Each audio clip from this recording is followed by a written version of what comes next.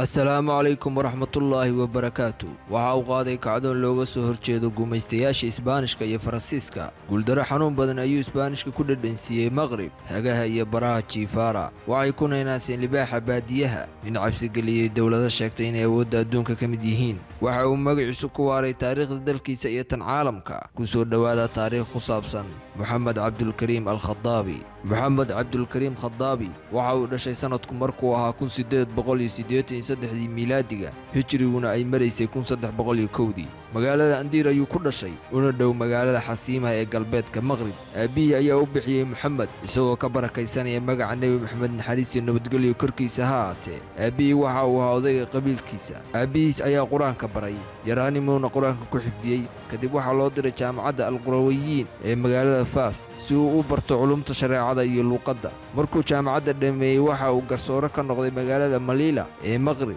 isagoo dhalinyaro ah. waqtigaas duruufta Maghrib aad ayay u adkayd, waxayna ogaadeen gumaystuhu in Maghrib ay tahay meesha ay geesiyaasha islaamku qaarkood ay ka soo baxeen, sida dowladdii muraabidiinta iyo dowladdii muwaxidiinta iyo geesigii muslimka ahaa Daariq bin Siyaad. waxa uuna go'aansaday gumaystigii inuu ka hortago khatartaas, waxayna qabsadeen kulan 1996. Faransiisku waxa uu qabsaday koonfurta Maghrib oo hadda loo yaqaan Mauritania. Isbaanishkuna waxa uu qabsaday waqooyiga Maghrib. mar labaad waxa uu qabsaday Isbaanishku baadiyaha Maghrib. Faransiiskuna waxa uu qabsaday dhulka dhexe ee Maghrib ee hadda la yiraahdo Morocco.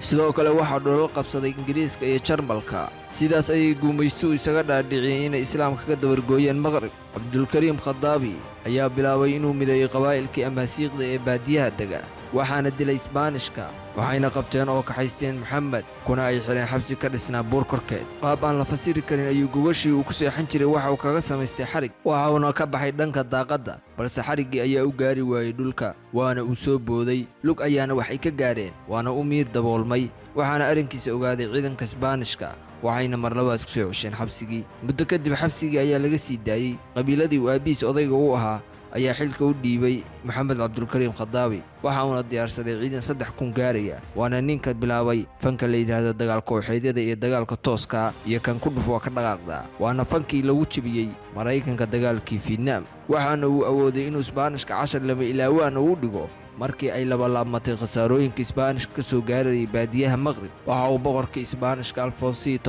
uu ka soo diray ciidan dhammaystiran magaalada Madrid, hogaamiyana uga dhigay saaxiibkiisa Salfastray. waxaana kulmay ciidamada Mohamed Al-Khattabi oo 3,000 ahaa iyo ciidamada Isbaanishka oo 60,000 ahaa, waxaana halkaa ka dhacay dagaal loogu magac daray dagaalkii Anwal oo guuldaro xun dhabarka loo saaray ciidamada Isbaanishka. waxaana Isbaanishka laga dilay 18,000 oo askari, waxaana laga qabtay 10,000 oo askari, waxaana ka badbaaday 600 oo askari kuwaasoo orod ku galay Spain si ay uga warmaan wixii la dhadhansiiyey boqorka. halkaas waxaa ka qaniimaystay Mohamed Al-Khattabi iyo ciidamadiisa iyagoo ka hela hubkiisa fudud iyo kiisa culus, waxayna guushaas dhiirigelin siisay qabiiladii baadiyaha ee kale inay weeraraan Isbaanishka, kaasoo dhulal badan haystay. intaas kadib waxa uu awooday inuu mideeyo qabiilooyinkii baadiyaha oo dhan. waxa uu dowlad ka aasaasay waqooyiga Maghrib. muddo 5 sano ahna waxa uu dadkiisa baray cilmiga saxda ah, iyadoo ay jirtay kooxo fikro khaldan waday oo gumaystuhu soo dirsaday, waxaana uu wafdi u diray dowladaha caalamka. jabkii Isbaanishka iyo dhisidii dowladda waxa uu warwar ku beeray dowladihii Kirishtaanka, iyagoo ka baqay in dhulal kale ay sida Khattabi oo kale iska caabin sameeyaan, waxaana xilfo wadaag samaystay dowladihii Kirishtaanka si ay dagaal ugu qaadaan Khattabi. dagaal badan kadib gumaystayaashu way awoodi waayeen inay ka adkaadaan Khattabi,